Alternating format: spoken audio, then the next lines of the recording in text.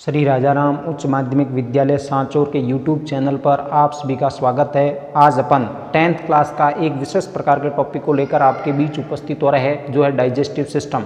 इस वीडियो को अपने दोस्तों यारों को शेयर करें ताकि वो भी इस चीज़ का फ़ायदा उठा सके। चलो शुरू करते हैं। आज का अपना जो टॉपिक है वो है यूनिट सेकंड, और यूनिट सेकंड का नाम है मानव तंत्र, ह्यूमन सिस्टम। ह्यूमन सिस्टम में आज अपन सबसे पहला तंत्र पढ़ने की कोशिश करेंगे, मानव पाचन तंत्र। मानव पाचन तंत्र जिसको कहते हैं ह्यूमन डाइजेस्टिव सिस्टम। मानव पाचन तंत्र को पढ़ेंगे तो सबसे पहले पाचन तंत्र कहोगे किसे, तो शरीर का वह तंत्र जो पाचन की क्रिया को करने में मददगार होता है या जिम्मेदार होता है, उसको पाचन तंत्र कहते हैं। और पाचन तंत्र के अंदर दो संरचना आपको पढ़नी पड़ेगी। पाचन तंत्र के अंदर आपको एक तो पढ़ना पड़ेगा आहार नाल, और दूसरी चीज़ पढ़नी पड़ेगी आपको पाचक ग्रंथियाँ। दो चीज़ें आपको पढ़नी पड़ेगी, आहार नाल और पाचक ग्रंथियाँ। सबसे पहले अपन आहार नाल के बारे में डिस्कस करते हैं।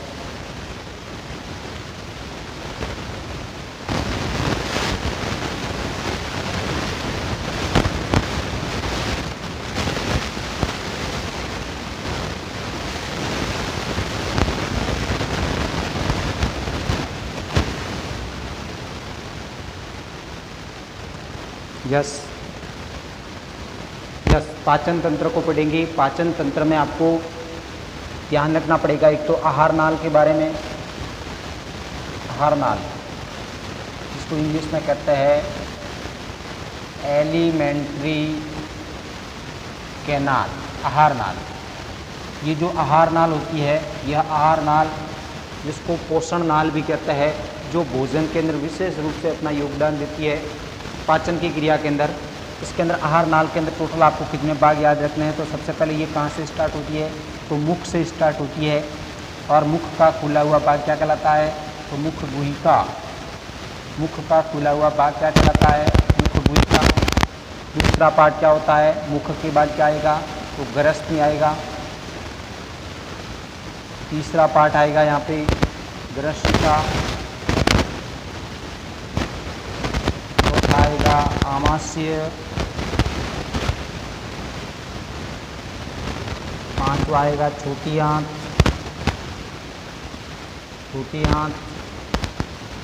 और छठा आएगा बड़ी आंत, और सातवां आएगा मलाशय, और लास्ट आएगा गुदा। आहार नाल मुख से स्टार्ट होकर गुदा तक जाती है, और इसकी जो लंबाई है, वो लंबाई जीवित अवस्था में इसकी जो लंबाई है वो लगभग 4.5 से 5 मीटर के आसपास होती है। और मृत्यु के बाद इसकी जो लंबाई है वो लगभग 7 से 8 मीटर के आसपास हो जाती है। तो इस चीज़ को आपको ध्यान रखना है। जो आहार नाल है वो मुख से स्टार्ट होती है और कहाँ तक जाती है, गुदा तक। आपको ऐसे कैसे क्रम से याद रखने हैं, सबसे पहले मुख के बाद ग्रसनी, ग्रसिका, आमाशय, छोटी आंत, बड़ी आंत, मलाशय और गुदा। सेम आपको इसी क्रम के अंदर याद रखने हैं। जो आहार नाल है इसकी लंबाई आपको ध्यान रखनी है, इसकी लंबाई 7 से 8 मीटर के आसपास होती है, ठीक है। और ये कहाँ से स्टार्ट हुई, मुख के अंदर। और ये जो आहार नाल है यह पाचन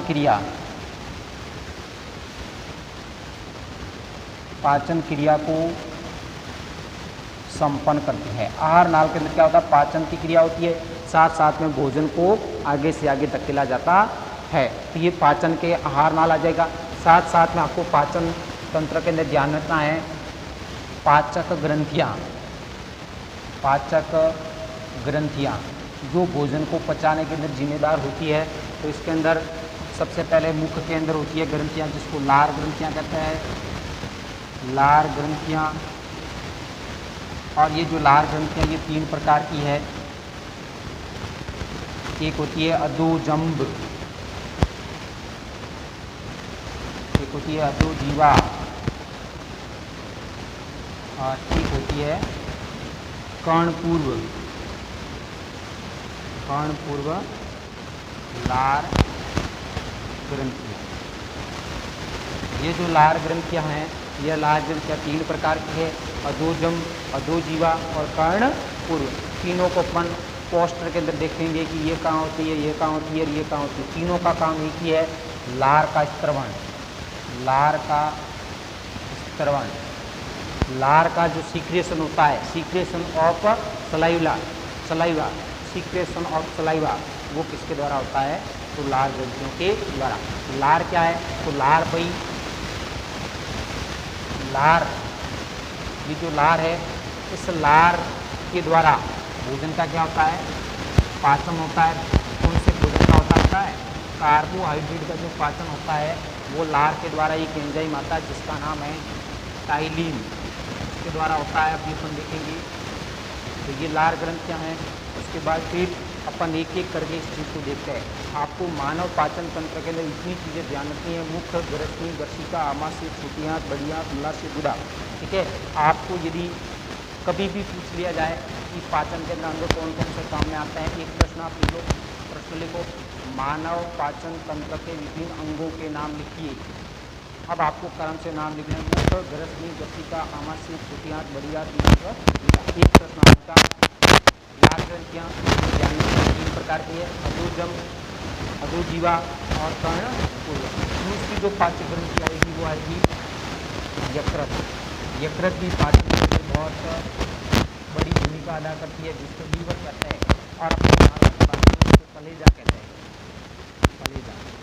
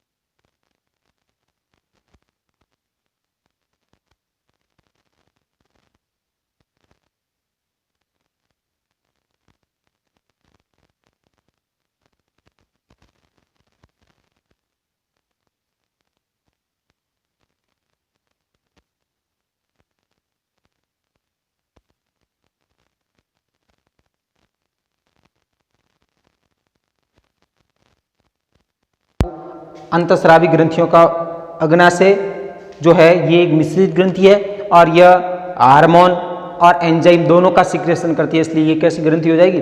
मिश्रित ग्लैंड्स हो जाएगी। यहाँ पे 2 प्रकार के हार्मोन निकलते हैं, एक है इंसुलिन और एक अपन देखेंगे भी ग्लूकोगोन। तो ये एंजाइम आपको देखने पड़ेंगे, इंसुलिन और ग्लूकोगोन। ये आपकी पाचक ग्रंथियाँ 3 प्रकार की होगी, लार ग्रंथियाँ, यकृत और अग्नाशय 3 इसके अंदर ध्यान रखना है। और 8 ये 3 और 8 + 3 11 अंग आपको ध्यान रखने पड़ेंगे किसके अंदर?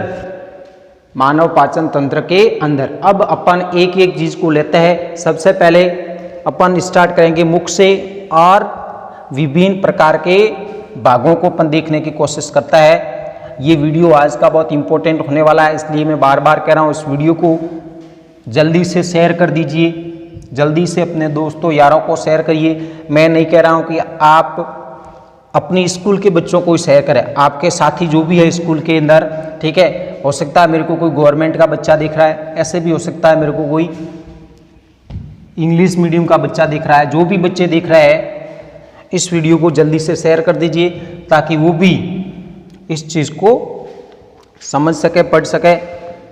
मानव पाचन तंत्र के अंदर सबसे पहले अपन आहार नाल की शुरुआत करते हैं। आहार नाल, आहार नाल, आहार नाल में सबसे पहले क्या देखेंगे अपन? मुख, माउथ को देखेंगे। माउथ क्या है भाई? तो मांसाल होठों द्वारा घिरी संरचना, मांसाल होठों द्वारा घिरी संरचना, घिरी संरचना क्या कहलाती है? मुख कहलाती है। और मुख का खुला हुआ भाग, मुख का खुला हुआ भाग, मुख का खुला हुआ भाग मुख गुहा कहलाता है, जिसको कहता है बक्कल कैविटी। मुख गुहा, मुख गुहा कहलाता है। मुख का खुला हुआ भाग मुख गुहा कहलाता है। तो ये हो गया मुख, मांसाल होठों के द्वारा घिरी संरचना मुख कहलाती है। मुख का खुला हुआ भाग, जब आप मुख को खोलते हो उसको क्या कहते हैं? मुख गुहा कहते हैं। अब अपन मुख गुहा के अंदर देखेंगे मुख के अंदर क्या क्या होता है। तो आप ये अनुमान लगाओ, सबसे पहले क्या होता है? तो गुरुजी दांत होते हैं।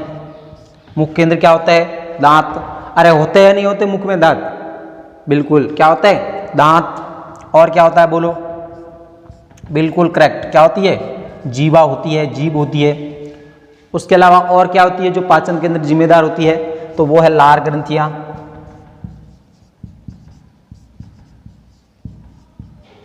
लार ग्रंथियां, सलाइवरी ग्लैंड्स। सबसे पहले दांत, जीवा और लार ग्रंथियां, तीनों के तीनों कहाँ होते हैं? मुख गुहा के अंदर। सबसे पहले अपन दांत के बारे में देखते हैं कि दांत जो है वो दांत क्या है? तो दांत शरीर की कठोर, दांत जो है वो आपके शरीर में भोजन का पाचन या भोजन को तोड़ने, ऐसे लिख सकते हो आप, भोजन को चीरने, फाड़ने, काटने व चबाने के लिए आवश्यक होता है या जिम्मेदार होता है। दांत होता है वो भोजन को चीरने, फाड़ने, काटने व चबाने के लिए जिम्मेदार होता है। और दांत होते हैं वो दांत कितने प्रकार के होते हैं बोलो? तो दांत होते हैं वो आपके 4 प्रकार के होते हैं। दांत कितने प्रकार के होते हैं? तो दांत 4 प्रकार के होते हैं।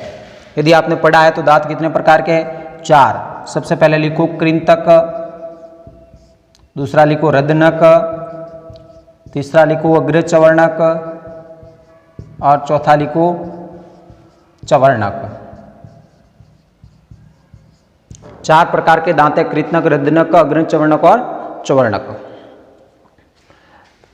कृंतक जो है ये क्या करता है? भोजन को काटने का काम करता है, भोजन को काटने का काम करता है, काटने का कार्य। भोजन को चीरने फाड़ने का काम, भोजन को चीरने व फाड़ने का काम कौन करता है? तो रदनक करता है। और ये दोनों दांत होते हैं वो भोजन को क्या करता है? चबाने का कार्य करते हैं, भोजन को चबाने का कार्य। अब इस चीज को आपको ध्यान रखना है, भोजन को चबाने का जो कार्य है वो कौन करता है? तो भोजन को चबाने का कार्य अग्रचवर्णक और चवर्णक प्रश्न आया हुआ है। ये 2000 गत सत्र गया इससे पहले, यानी कि 2018-19 के अंदर 10वीं बोर्ड के अंदर प्रश्न आया था, भोजन को चीरने फाड़ने का कार्य कौन से दांत करता है? तो वहां पे उत्तर था रदनक। ठीक है, ये जो रदनक होता है ये मांसाहारियों में ज्यादा विकसित होता है। शाकाहारी, अपन शाकाहारी है तो अपने अंदर ज्यादा विकसित नहीं होते हैं, तो ये आपके रदनक हो जाएंगे। भोजन को काटने का काम करते हैं कृंतक, भोजन को चीरने फाड़ने का कार्य रदनक, अग्रचवर्णक और चवर्णक करते भोजन को चबाने का कार्य करते हैं। अब दांत के अंदर एक चीज आपको और ध्यान रखनी है, दोनों आप टर्मिनोलॉजी देख लो। एक होता है द्विबार दंती, द्विबार दंती दांत की व्यवस्था के आधार पर मनुष्य के अंदर 2 प्रकार की संरचना होती है। एक होता है गर्त दंती, मनुष्य गर्त दंती व द्विबार दंती प्राणी है। गर्त दंती का मतलब ये होता है कि मनुष्य जो होता है, मनुष्य में जो दांत होते हैं वो मसूड़ों में दसे रहते हैं। दांत जो होते हैं वो कहाँ दसे रहते हैं? मसूड़ों के अंदर दसे रहते हैं। और द्विबार दंती का मतलब ये होता है कि दांत जो होते हैं वो जीवन में 2 बार आते हैं। कितनी बार आते हैं? तो 2 बार आते हैं। एक बार आते हैं दूध के दांत जिसको अस्थायी दांत कहते हैं, एक बार आता है स्थायी दांत। तो इसकी संख्या अलग अलग होती है। इन सब की संख्या को देखोगे तो इन सब की संख्या भी आपके सिलेबस में है, तो इसका सूत्र आप ध्यान रखना 21 23 × 2। ये ऊपरी जबड़ा है, ये निचला जबड़ा है, ठीक है, निचला जबड़ा हो जाएगा, ऊपरी जबड़ा, निचला जबड़ा। और दो क्यों किया है? क्योंकि एक लेफ्ट पार्ट, एक राइट पार्ट, एक लेफ्ट पार्ट, एक राइट पार्ट। तो ऐसे करके कर देना। सबसे पहले कृतनक, फिर रदनक, फिर अग्र चवर्णक, फिर चवर्णक। ठीक है, ये जो दांत है इसमें ये कितने हो जाएंगे? 2 + 2 कितने हो जाएंगे? 4। 4 × 2 कृतनक कितने हो जाएंगे? 8। 1 2 2 × 2 4। रदनक कितने हो जाएंगे? 4। 2 × 2 4 × 2 8 ये हो जाएंगे। 3 + 3 6 × 2 कितने हो जाएंगे? 12। अब इसको जोड़ देना, 12 और 8 20, 20 और 8 28 और 4 32, ये 32 दांत हो गए। ठीक है, तो आपको ध्यान रखना कृतनक की संख्या 8 है, रदनक की संख्या 4 है, अग्र चवर्णक की संख्या, अग्र चवर्णक की संख्या कितनी है? तो 8 है। और चवर्णक की संख्या कितनी है? तो वो है आपके 32, अग्र चवर्णक की संख्या जो है वो 12। अग्र चवर्णक और चवर्णक, अग्र चवर्णक की संख्या है वो है 8 और चवर्णक की जो संख्या वो कितनी है? 12 है। ऐसे करके इनको आप याद रखना। द्विबार दंती, गरत दंती हो गया। अब दांत के बाद क्या आएगा? दूसरी संरचना मुख्य केंद्र क्या होती है? तो जीवा होती है। क्या होती है? जीवा। जीवा मुख्य केंद्र और क्या होती है? जीवा। अब जीवा क्या करती है? बोलो, जीभ का क्या कार्य है? तो जीभ का कार्य हो जाएगा भोजन में लाके लार मिक्स करना या भोजन को बोलस के रूप में परिवर्तित करना। भोजन को बोलस में परिवर्तित करना, क्योंकि भोजन जो करने की क्रिया होती है वो दो तरह से होती है। एक तो होती है भौतिक क्रिया, एक होती है भौतिक क्रिया और एक होती है रासायनिक क्रिया। रासायनिक क्रिया, भौतिक क्रिया का मतलब यहाँ पे ये यांत्रिक क्रिया हो जाएगा, यांत्रिक क्रिया। और यांत्रिक क्रिया का मतलब भोजन को चबाना, चीरना, फाड़ना। उसके बाद जैसे भोजन चीरना फाड़ना कहाँ होगा? मुख गुहा के अंदर। और उस भोजन को जैसे आप आमाशय में पहुंचा दोगे तो उसके साथ आके लार मिक्स होंगे और भोजन की कौन सी क्रिया होगी? रासायनिक क्रिया होगी। वहाँ पे विभिन्न प्रकार की केमिकल रिएक्शंस होगी और उस केमिकल रिएक्शन को कहता है उपापचय क्रियाएं। उपापचय क्रिया होगी और उपापचय क्रियाओं के द्वारा विभिन्न प्रकार के उत्पाद बनेंगे। तो आपको ध्यान रखना है भोजन को बोलस के रूप में परिवर्तित करने का काम कौन करती है? जीवा। साथ साथ में जो जीभ होती है वो किसका कार्य करती है? एंटीसेप्टिक का कार्य। एंटीसेप्टिक का कार्य। अब आप कहोगे गुरुजी एंटीसेप्टिक का कार्य कैसे? तो जो जीभ होती है वो दांतों को और मुख को साफ करने का काम करता है, इसलिए इसको कहता है एंटीसेप्टिक का कार्य। ठीक है, और जीभ का कार्य क्या हो जाएगा? जीभ का और कार्य हो जाएगा लार को मिक्स करना। अब ये जो बोलस है, इस बोलस की परिभाषा क्या हो जाएगी? तो आपके सिलेबस में दिया हुआ है अभी बोलस, ध्यान रखना। बोलस का मतलब है भोजन प्लस लार, भोजन प्लस लार बराबर बोलस। जब भोजन के साथ में आकर लार मिक्स होती है तो भोजन क्या हो जाता है? थोड़ा सा पहले कठोर होता है और उसके बाद क्या हो जाता है? चिकना हो जाता है। और इस चिकनाहट को क्या कहते हैं? बोलस कहते हैं। तो ये बोलस है। फिर बोलस यहाँ इसको निवाला कह सकते हो, इसको आप निवाला कह सकते हो। ठीक है, बोलस यहाँ निवाला है। तो भोजन या बोलस फिर जैसे आगे जाएगा तो उसको क्या कहा जाएगा? निगला जाएगा। तो ये क्रिया होती है। उसके अलावा जीभ के ऊपर क्या होती है भाई? स्वाद कलिकाएं होती है।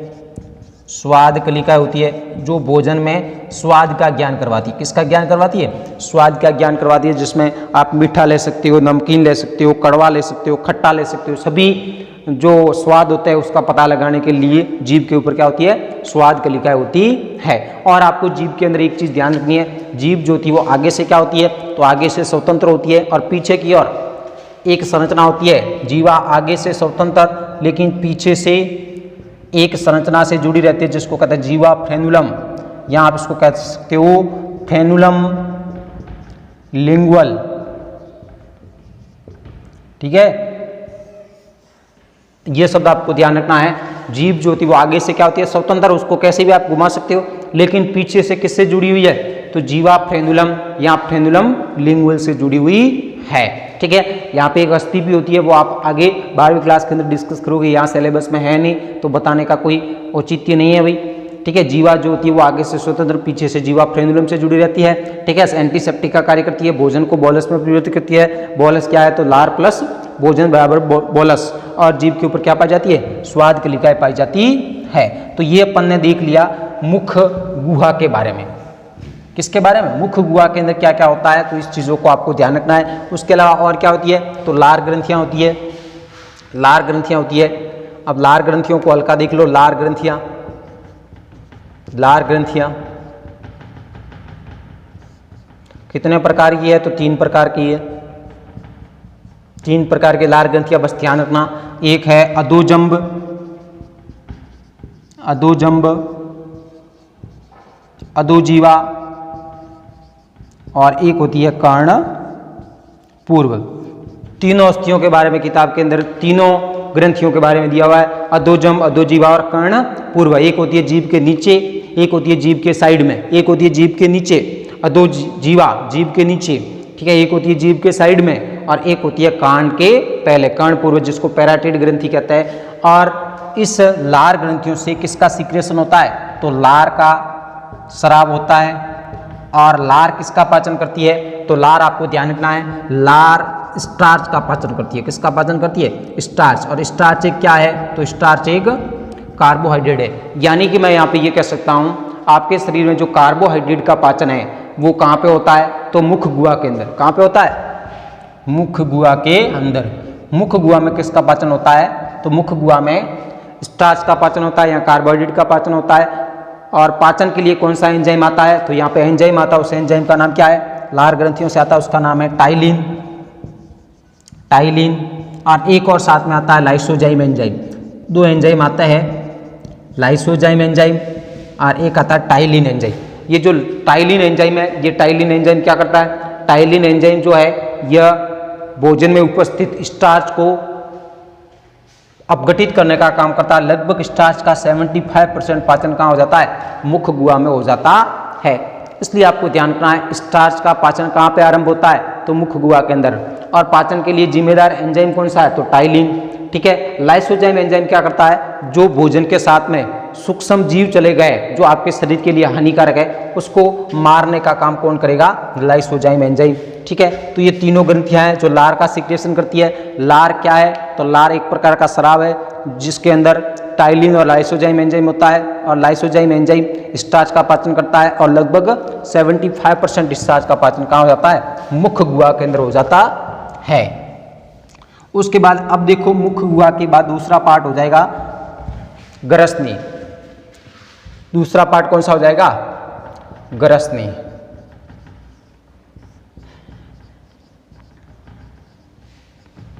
फेरिक्स, ग्रसनी। अब यदि आपको समझ में नहीं आ रहा है तो घबराने की आवश्यकता नहीं है, वीडियो को रोक रोक कर आप लिख लीजिए। और ये जैसे पाचन तंत्र पूरा हो जाएगा तो मैं आपके लिए पाचन तंत्र का पोस्टर लेके आऊँगा, और कौन सा तंत्र कहाँ पे होता है, कैसे व्यवस्थित रहता है, किस प्रकार से पाचन होता है, सभी चीज़ों को पोस्टर के माध्यम से आपको समझा दूंगा। इसलिए घबराने की आवश्यकता नहीं है। अभी आप जो भी मैं कह रहा हूँ उसको सुनते जाइए और समझते जाइए। ग्रसनी जो है वो मुख गुहा के आगे का भाग है, मुख गुहा के आगे का भाग, मुख गुहा के आगे का भाग, यानी कि जो मुख है उसके आगे का भाग क्या कहलाता है, तो ग्रसनी कहलाता है, जिसको फेरिक्स कहते हैं, ठीक है, ग्रसनी है।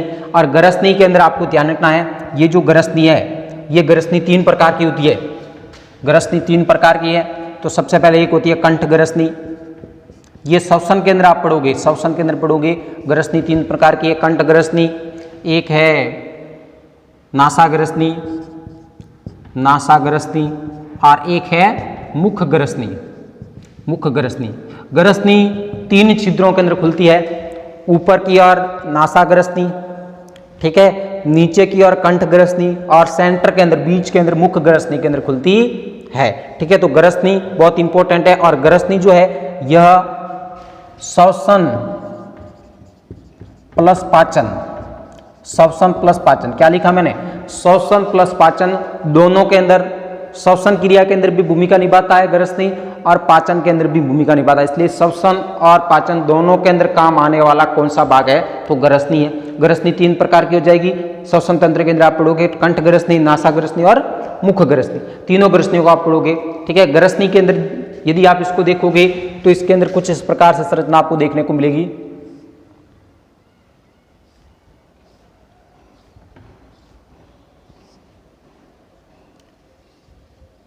यहाँ पे होती है कंठ ग्रसनी,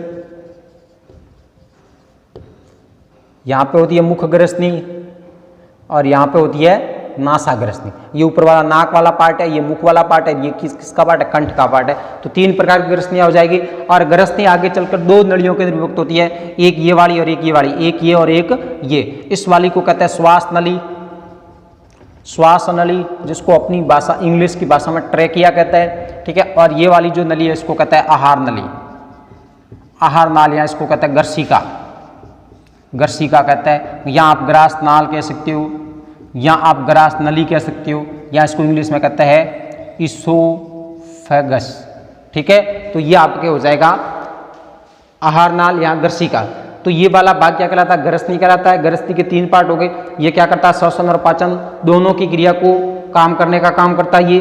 साथ साथ में आपको ध्यान ये रखना है कि ये जो श्वास नली है इसके ऊपर यहाँ पे ये जो ग्रसनी है ये आगे चलकर 2 नलियों के विभक्त होती है, एक श्वास नली और एक आहार नली। श्वास नली के ऊपर, श्वास नली के ऊपर जो है, यदि मैं आपको यहाँ समझाने की कोशिश करूँ तो ये 2 प्रकार की नलियाँ हैं। और इसमें आपके शरीर में जो आगे की ओर नली है, यहाँ से इसके आगे की ओर है वो श्वास नली, पीछे की ओर जो है वो आहार नली, ठीक है। अब जो श्वास नली है, इस श्वास नली के ऊपर क्या होता है, अभी भोजन जैसे यहाँ से निकलोगे तो सबसे आगे नली कौन सी है, श्वास नली। तो सबसे पहले भोजन तो यहाँ जाएगा। तो भोजन कभी भी इस श्वास नली में नहीं जाता है, इस आहार नली में जाता। क्यों? क्योंकि यहाँ पे एक ऊतकों का समूह पाया जाता है जिसको क्या कहता है, एपिग्लोटिस कहते हैं, एपिग्लोटिस, जिसको हिंदी में कहता है घाटी ढक्कन, घाटी ढक्कन। अब यहाँ पे आपको ध्यान रखना है, श्वास नली के ऊपर ऊतकों का समूह पाया जाता है जिसको घाटी ढक्कन कहता है, जो भोजन को श्वास नली में जाने से रोकने का काम करता है। और यहाँ पे तो होता है निगल द्वार, यहाँ पे होता है निगल द्वार। तो भोजन यहाँ से होता हुआ इस निगल द्वार के द्वारा किसके अंदर जाएगा, गर्सिका के अंदर जाएगा। तो आपको ध्यान रखना है, जो ग्रसनी है वो पाचन प्लस श्वसन दोनों के अंदर, दोनों की क्रिया के अंदर जिम्मेदार होती है। और इसमें कोई पाचन की क्रिया होती नहीं है, सिर्फ भोजन को आगे से आगे प्रवाहित किया जाता है। अब उसके बाद ग्रसनी के बाद कौन सा पार्ट आएगा, ग्रसनी के बाद तीसरा जो पार्ट है वो है गर्सिका के बारे में डिस्कस कर रहे थे। गर्सिका, जिसको अपन ग्रास नाल कहते हैं, या इसको अपन आहार नाल कहते हैं, या इसको अपन पोषण नली कहते हैं, या अपन इसको पोषण नली कहते हैं, या इंग्लिश में इसको कहते हैं इसोफेगस। अब आप कहोगे गुरुजी आपने तो इतने सारे नाम लिख दिए, तो इतने सारे नाम याद करने, कई सारे बच्चों के कमेंट आते हैं गुरुजी आप इतना लिखते हो, सभी याद करना है। याद करने की कोई आवश्यकता नहीं है, आपको ध्यान रखना है ग्रसनी के बाद गर्सिका आता है। गर्सिका को या ग्रास नाल को, आहार नाल को, पोषण नली को, इसोफेगस को, सभी एक ही बात है, ठीक है, एक ही चीज के चट्टे बट्टे है। तो ग्रसिका क्या होती है भाई, तो ग्रसिका आहार नाल का वह भाग जिसमें भोजन कर्मांकुंचन गति के द्वारा, कर्मांकुंचन जिसको पेरिस्टेटिक मोमेंट कहते हैं, कर्मांकुंचन गति के द्वारा ग्रसनी से, क्या लिखा मैंने, ग्रसनी फेरिक्स, ग्रसनी से आमाशय तक पहुंचता है, आमाशय तक पहुंचता है। क्या कहलाती है भाई, गर्सिका कहलाती है। मैं बनाने की कोशिश कर रहा हूं भाई।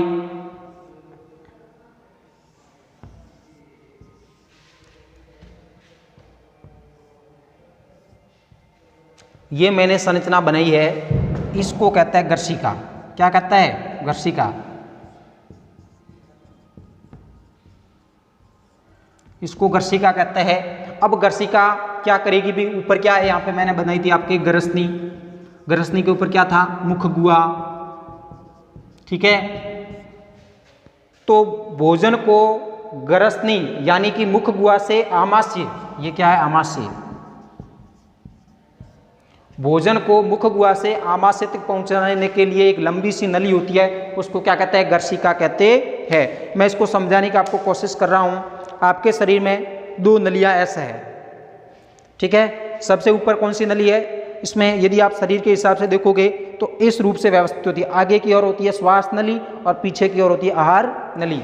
यहाँ इसके आगे क्या होती है, श्वास नली होती है यहाँ पे, जो फेफड़ों के अंदर खुलती है, ठीक है। और ये पीछे से चलती है, जिसको आहार नली या गर्सिका कहते हैं, जो कहाँ जाके खुलती है, आमाशय के अंदर खुलती है। अब इस चीज के अंदर आपको ध्यान रखना है, ये क्या थी, श्वास नली थी, और श्वास नली के ऊपर यहाँ पे क्या होता है, एपिग्लोटिस, जिसको अपन घाटी ढक्कन कहते हैं, घाटी ढक्कन, और यहाँ पे होता है निगल द्वार, निगल द्वार, दो चीजें होती है यहाँ पे, आहार नाल के ऊपर निगल द्वार होता है और इस श्वास नली के ऊपर घाटी ढक्कन होता है। घाटी ढक्कन ऊतकों का समूह है, ग्रुप ऑफ टिश्यू, ऊतकों का समूह है, ऊतकों का समूह है, घाटी ढक्कन होता है। घाटी ढक्कन क्या करता है, यहाँ क्या है, मुख है, मुख में से जैसे भोजन सबसे पहले तो इसके ऊपर जाएगा, तो इसके ऊपर जो ये एपिग्लोटिस है ये बंद हो जाती है, जिसकी वजह से भोजन इस श्वास नली में न जाकर कहाँ जाता है, इस आहार नली के अंदर जाता है। तो इस चीज़ को आपको ध्यान रखना है। उसके बाद फिर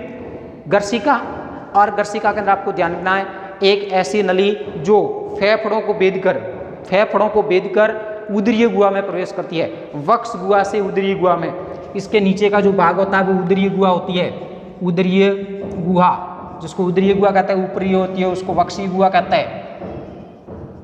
ठीक है, दो प्रकार की गुहा होती है, ऊपर की और एक नीचे की। और तो वक्षीय गुहा से उदरीय गुहा में प्रवेश करने वाली एकमात्र जो नली वो क्या है, गर्सिका है, जो 4 प्रकार के ऊतकों के स्तर से बनी होती है, जिसमें भोजन कर्मांग कुंचन गति के द्वारा आगे से आगे प्रवाहित होता रहता है। अब कर्मांग कुंचन गति क्या होती है ये अपन आगे डिस्कस करेंगे। गर्सिका हो जाएगा, और उसके अलावा चौथा पॉइंट है भाई आमाशय। आमाशय देखो भाई, जिसको अपन स्टोमच कहते हैं, आमाशय। आमाशय क्या होता है, तो आमाशय एक थैले के समान संरचना है, थैले के समान संरचना है, और ये आमाशय जो होता है, इस आमाशय के 3 भाग होते हैं। आमाशय के कितने भाग होते हैं, तो 3 भाग होते हैं। सबसे पहला भाग होता है वो होता है जठरागम, जिसको कार्डियक भाग कहते हैं। दूसरा होता है फंडस, और तीसरा जो होता है वो होता है जठर निर्गमी, जिसको पाइलोरिक भाग कहते हैं। कार्डिया, फंडस और पाइलोरिक 3 भाग होते हैं। जठरागम, जठरागम का मतलब है यहाँ वाला ये पहला पार्ट, ये दूसरा पार्ट और ये तीसरा पार्ट, 3 पार्ट होते हैं। सबसे पहला पार्ट क्या कहलाता है, जठरागम, फंडस और जठर निर्गमी। ये जो फंडस है यह 80% भाग बनाता है, और इस भाग के अंदर विशेष प्रकार की कोशिकाएं होती है, विशेष प्रकार की कोशिका होती है जो आपके सिलेबस में है, वो है ऑक्जेंटिक सेल, जिसको हिंदी में कहते हैं अम्लजन कोशिकाएं, अम्लजन कोशिकाएं। इस आमाशय के अंदर अम्लजन कोशिका होती है जो HCl का स्त्रवण करती है। किसका स्त्रवण करती है, HCl का स्त्रवण करती है। HCl एक परबल अम्ल है, आगे आप केमिस्ट्री में पढ़ोगे, HCl एक परबल अम्ल है, और परबल अम्ल और परबल सार बनते हैं, तब परबल अम्ल और परबल सार जब जुड़ते हैं तब एक अभिक्रिया होती है, उस अभिक्रिया को उदासीनीकरण अभिक्रिया कहता है। तो अम्लजन कोशिका होती है वो HCl का स्त्रवण करती है, और HCl होता है वो भोजन को पचाने के अंदर विशेष रूप से भूमिका निभाता है, जो पेप्सिनोजन को भी सक्रिय करता है। तो HCl के कारण भोजन होता है वो क्या होता है, पचता है। और ज़्यादा मात्रा में यदि HCl स्रावित हो जाए तो आपके शरीर में क्या होती है, एसिडिटी होती है। कहते हैं ना बूढ़े लोग की एसिडिटी हो रही है, उसका कारण है अम्लजन कोशिकाओं के द्वारा HCl का ज़्यादा स्त्रवण। तो सबसे पहले हो गया जठरागम, फिर फंडस, और फिर होता है जठर निर्गम।